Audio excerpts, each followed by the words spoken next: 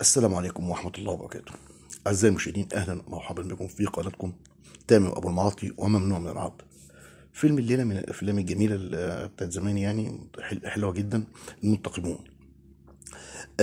فوق الفيشاوي هنا قايم بشخصية إن هو يعني مدرب ملاكمة في نادي، وعايز فلوس يعمل عملية لوالده، وده المساعد بتاعه. فمن هنا لهنا هتحصل خناقه في البيت، وصاحب البيت عايز يكوش ابوه بتاع، فهيقوم داخل في الخناقه وعامل عاهه مستديمه لواحد هيخش على سهر السجن. ويفت امين جاوته بتحبه وعايزه تتجوزه يعني، وهو عايز يتجوزها بس ابوها مش راضي. المهم هيخش السجن، من هنا يقابل بقى مين؟ عزت العلايلي. الفيلم ده كله تحس ان هو ايه، جاي معمول خناقات بس.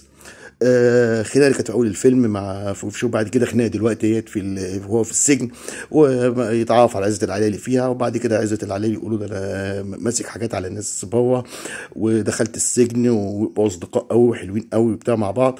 في الوقت دوت كانت ميرفت امين تحاول تهرب من ابوها، لان ابوها جايب لها عريس غصب عنها، لازم يتجوز، لازم تتجوزه. فهتهرب، فهتقابلها واحدة بقى، يعني واحدة كده يعني صاحبة بيوت دعارة، فهتاخدها وهتسقيها خمرة وتدخل عليها راجل. لكن البوليس هيطب في الوقت المناسب ويلحقها قبل ما يعمل فيها حاجة، وهتروح تقعد عند واحدة صاحبتها. المهم بقى ايه، فوق الفيشاوي عمال يحكي لعزت على مين؟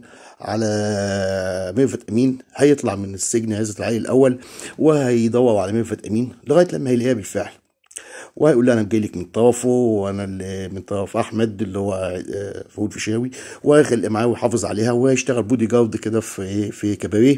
برضه كميه اكشن فظيعه في الفيلم، برضه خناقات وضرب وزباين طالعه ما دفعتش فلوس وبتاع وكلام من ده. في استعراض ضرب جامد، يعني معارك كده وبتاع. المهم ايه، هتيجي يطلع فؤاد فيشاوي من السجن، فهيتجوزهم.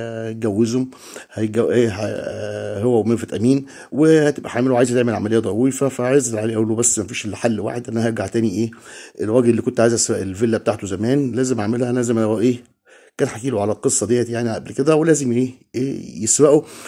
فهيروح ايه يعملها، ففوق في الشاوي هيتخانق معاه، يقول له لا ما تروحش، وتحصل ايه خناقه ما بينهم بقى.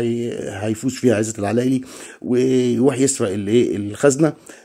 هيكون فوق الفيشاوي حصله، وهما الاثنين واقفين جنب الخزنه. هيطب عليهم راجل صاحب البيت، هيضرب فوق الفيشاوي، هتيجي الطلقه في رجله، وعزت العلايلي هيهرب، وفوق هيتمسك ويخش السجن فيها. طبعا هو عايز يهربه، مش عارف يعني يعمل ايه ولا يسوي ايه. طبعا بقى دي ايه، عزت العلي بقى يطلع بسطوته بقى ان هو ايه، الناس اللي ماسك عليهم زله.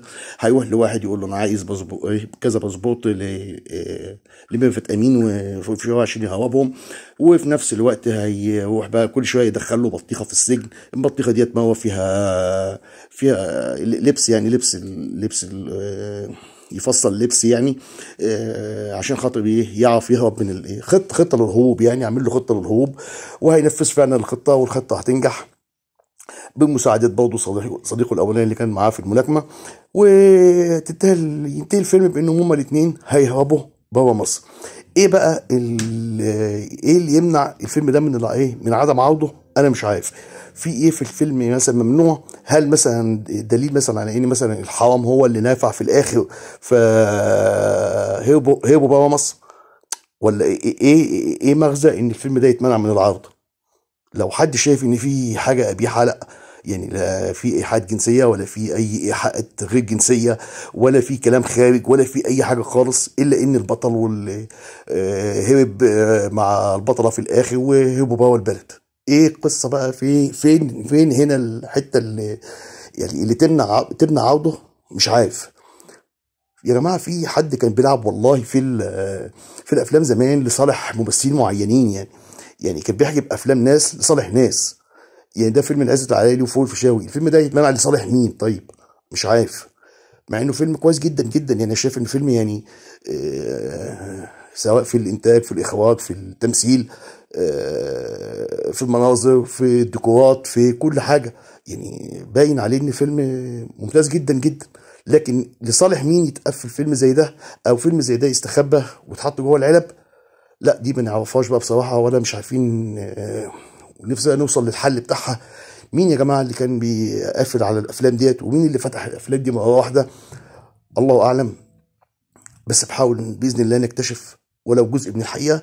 ابقوا معنا ومع تاريخ السينما باذن الله المصريه، هنتكلم عليها مره واثنين وثلاثه وعشرة، واجيب لكم تاريخ السينما كله من بدايته الى نهايته. وارجو ان تكون القناه عند حسن ظنكم جميعا وعند حسن ظن المشاهدين، وتنال اعجابكم. ولا تنسوا الاشتراك، والاهم من الاشتراك تفعيل الجرس لكم ولحبايبكم واصدقائكم جميعا. يا ريت ما تنسوناش.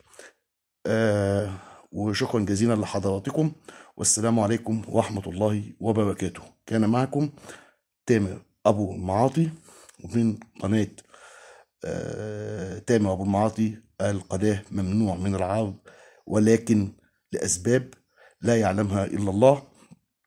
شكرا جزيلا لحضراتكم اعزائي المشاهدين، وارجو ان تستمتعوا بهذا العرض اللي شايف ان فعلا عرض يستحق المشاهده، وفيلم يستحق فعلا منكم المشاهده، وانكم تقعدوا تتفرجوا عليه. فيلم قيم بدرجه جيد جدا جدا جدا جدا، يصل لدرجه امتياز والله فعلا. ومنه لله اللي حجب عننا هذه الافلام ومنع عرضها، منهم لله فعلا والله، منهم لله. السلام عليكم ورحمه الله وبركاته.